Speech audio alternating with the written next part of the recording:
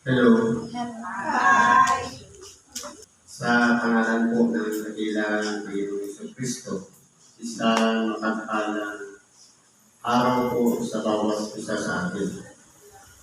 Andito po tayo sa pagpapatuloy ng ating gawain kung saan dito tayo sa ikalawang bahagi ng ating binabasa at binibigyan ng buhay ang mga sitaw na ipinagkaloob sa bawat kampanin. Ang unang pong aralin, ayon po sa Ebanghelyo ni San Lucas, sa Kapitulo 11, versikulo 1 hanggang 13. At nangyari, nang siya'y nanalangin sa isang dako, nang siya'y matapos ay sinabi sa kanya ng mga alagad, ng isa sa kanyang mga alagad, Panginoon, turuan mo kaming manalangin. Nagaya ng maniwan na nagturo sa kaniyang mga alagad. Dito po, ang ating dakilang Panginoon, nung siya'y makapagpanalangin.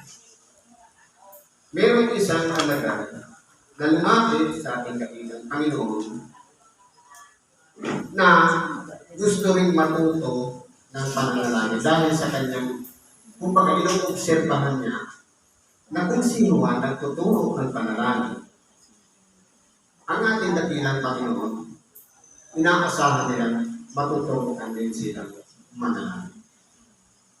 Kaya, maganda yung naisip ng isang alagad na itanong para magpaturo. Ganun din naman tayo. Meron sa ating mga matatagal na sa pananampalataya na magagaling na marunong na sa mga pananalangin. At mayroong isang taong baguhan naghahanap ng pagkalinga na turuan upang manalangin. Ano ang dinuro ng ating dakilang Panginoon? At sinabi sa kanila, pagka kayo'y nagsisipanalangin, inyong sabihin, Ama, sambahin nawa ang panalangin. Tinatawagan natin Ama yung may likha ng lahat ng mga bagay, papaano natin sasambahin ang kanyang pangalan.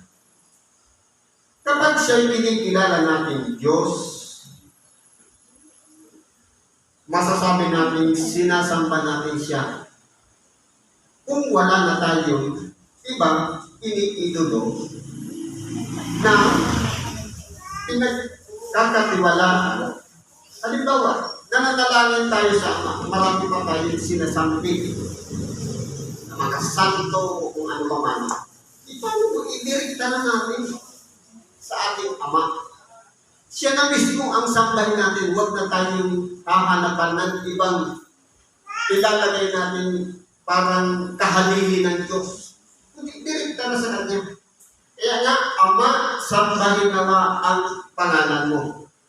Huwag na tayong gagawa pa ng ibang mga gagamitin natin para i-idolize, kundi direksyon na tayo sa ating Ama. Dumating nawa ang kaharian mo. Ano mo ba yan? Yung kaharian na pagkikita ng mata o yung kaharian sa ating mga puso? Paano po darating ang paghahari ng Diyos sa ating puso? Una po niyan, isasacrifice natin yung sarili nating will, yung sarili nating kalooban, yung sarili nating kataasan o ego. Kasi po, kung titingnan po natin, totoo, may mga pangyayaring hindi ka nais-nais dito sa ibabaw ng sanglibutan. Pero kapag nasasaktan ang ego at umiiral ang galit o inis o buot, paano natin sasabihin na pinagharian na tayo ng Diyos? Kasi po ang Diyos umiiral dyan pag-ibig. Pero kung narariyan po at galit, hinanakit sama ng loob sa kapwa, naghahari ba ang Diyos sa puso na yan? Hindi po. Kaya dapat, kung sinasabi natin, dumating naman ang gano'n mo, dapat maramdaman pinagkaharian na tayo ng Diyos sa makatuwid, wala na tayong kaalit kaaway. Lahat ng kapwa natin, mapangit man yung umugka, kung pangit man ang ginawa niya sa atin, iiral yan ang pag-ibig dahil lalambing siya ng Diyos ayon sa kanyang wangis, ayon sa kanyang larawan. Kaya hindi po natin dapat bibigyan ng sama ng loob sila. Ibigay mo sa amin araw-araw ang aming pang-araw-araw na kakanin. Yan po ay isang bagay na pinakakailangan natin mga tao. Pero sabi niya, ibigay mo sa amin sa araw-araw. Totoo, hinihingi natin. Pero ang problema, pagka dumating ka na pumunta ka sa doktor, yung hiningi mong pagkain na nakalatag na sa misa, hindi mo kinakain dahil sabi ng doktor, bawal ang sobrang kanin. Bawal kumain ng karne. Sa totoo lang, hindi po yan bawal. Lamang, huwag mong lalagiin. Kung kakain ka, once in a week, hindi siya agahan, tanghalian, hapunan, puro karne, talagang tataas talaga ang presyon mo. Pero kung limited lang, may disiplina tayo sa sarili, kasama yan sa hiningin natin. Paano kung bigay lang ng kapitbahay? Inanalangin ka, ibigay mo sa amin ang aming pang-araw-araw ng pagkain. Iginamit yung kapitbahay mo para dalhan ka ng pagkain, tapos itatakwil mo. Hindi ba kasama yan sa panalangin? Ikainin natin.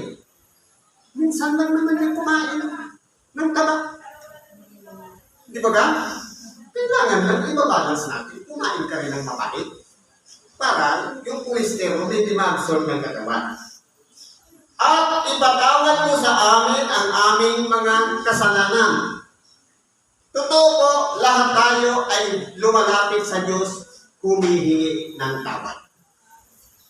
Madali po ang magsabi ng paghingi ng tawad sa Diyos.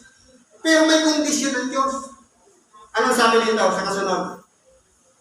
Sapagkat aming pinatawad naman ang bawat may utang sa amin.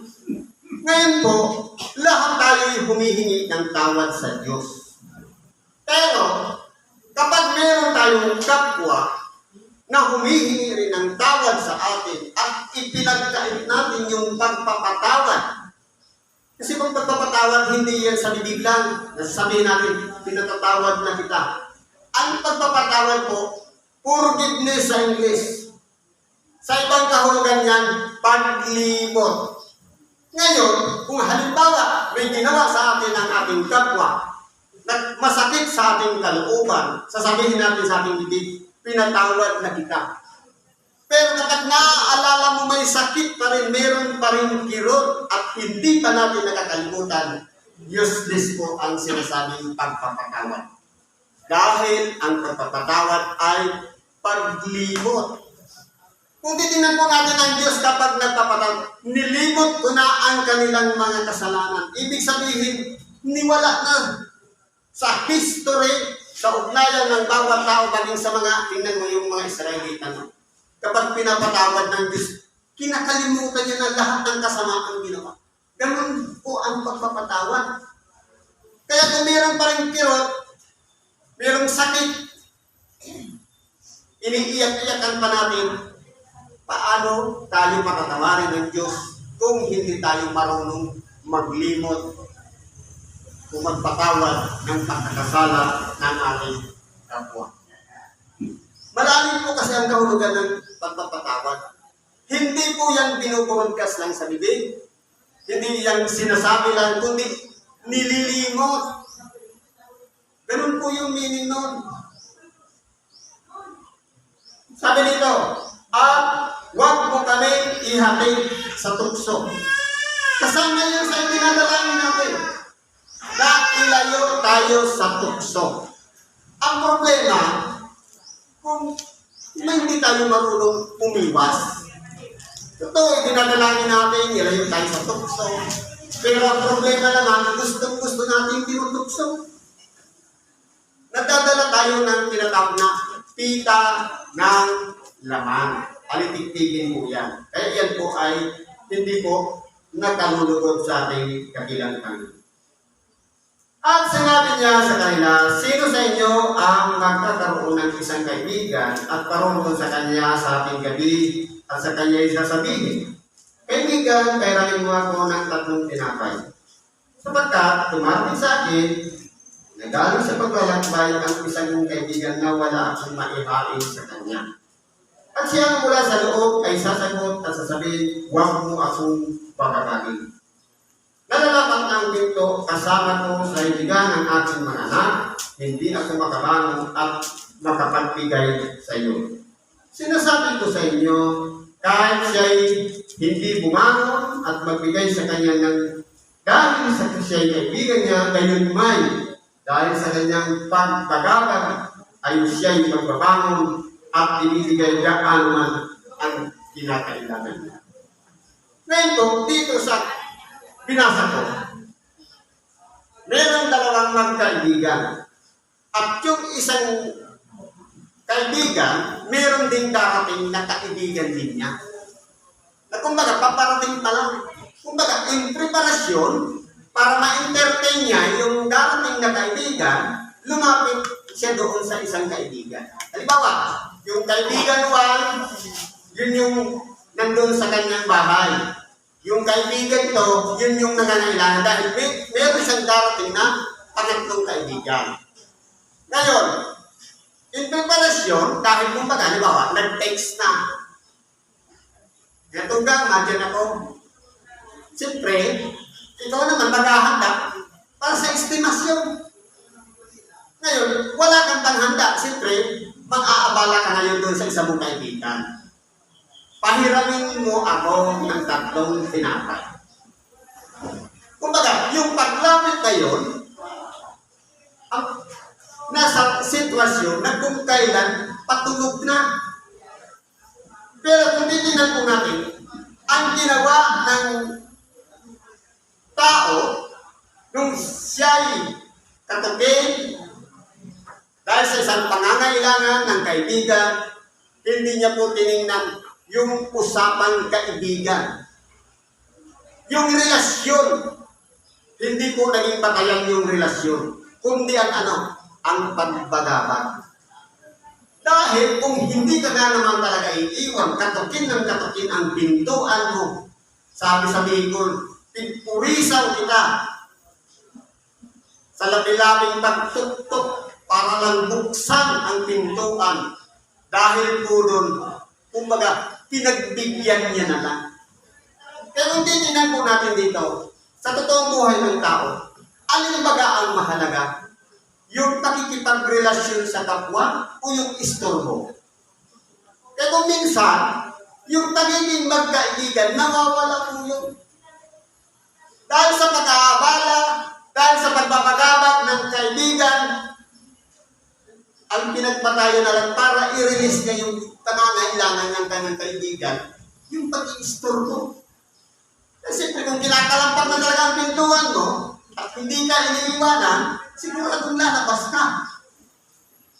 Ngayon, kung titingnan po natin, alin yung naging mas mahalaga doon? Yung relasyon ng kaibigan sa kanyang kaibigan o yung istorbong ginagawa ng kanyang kaibigan? Ganon din po sa pananalangin. Sa oras po na tayo'y mayroong pangangailangan, mayroong tayong hinihingi sa Diyos, kung masikap nating ginagawa gabi-gabi o araw-araw ang panunuyo sa ating dakilang Panginoon sa lahat ng ating mga pangangailangan. Kung yun ng tao na bagamat sa kanyang kalagayan ay hindi niya pagbibigyan ng kanyang kaibigan, pero dahil sa paggambala, kanyang pagbibigyan, ganun din naman ang Diyos.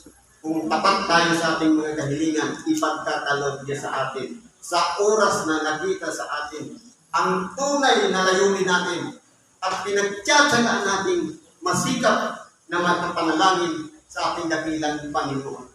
Marami po tayong mga pangangailangan. Kaya ito, 10 lamang na kung ang tao nga, bagamat masama, natuto siyang magbigay dahil lamang sa pagbabagabag ng kanyang kaibigan, gaano pa kung binabagabag din natin sa ating pananalangin ang Diyos kung hindi niya ipagkakaloob sa atin ang lahat ng ating mga pangangailangan. Ganun lang po yun. Sabi pa po dito, at sinasabi ko sa inyo, magsihingi kayo at kayo'y bibigyan. Magsihanap kayo at kayo'y mga kasusumpong. Magsitugtog kayo at kayo'y bubuksan. Ito pong tatlong ito, hanap, tugtog, at hingi. Lahat ko to ay may katapat. Pag humingi ka, bibigyan ka. Pag kumatot ka, bubuksan ka. Pag naghanap ka, makakakuha ka. Ngayon, paano kung nasa katamaran? 10 na lang. May sadya ka sa iyong kaibigan. Ang kaibigan mo, siyempre, papasok ka, may privacy yun, mayroong pintuan. Meron kang purpose, kaya ka pumunta doon. Pero ayaw mong galawin ang kamay mo para kumatot. Buksan ka tayo. Siyempre hindi. Kaya, kailangan, meron tayong gagawin mo. Iangat ang kamay at ikatot. Ganun po ang ibig sabihin nyo. Paano bubuksan ang pintuan kung hindi tayo kumakatot? Kaya kung titingnan po natin dito, tinuturoan tayo na lahat tayo na may mga pangangailangan, merong aksyon na gagawin bago yung sagot sa lahat ng ating pangangailangan. Katulad din naman din, i-relate natin dito sa pananalangin. Kung umaasa lang tayo sa lahat ng mga tinatanggap natin, meron pa pala tayong gusto at hindi natin idinadaan sa panalangin,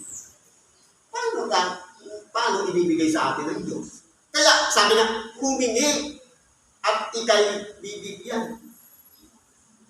Kasi kung halimbawa, magtabi lang naman kayo, ikailangan ko pala ng isang bagay, meron siya.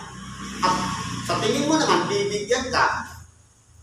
Pero wala tayong move na ginawa na ibukas ang palad, wala rin mangyayari.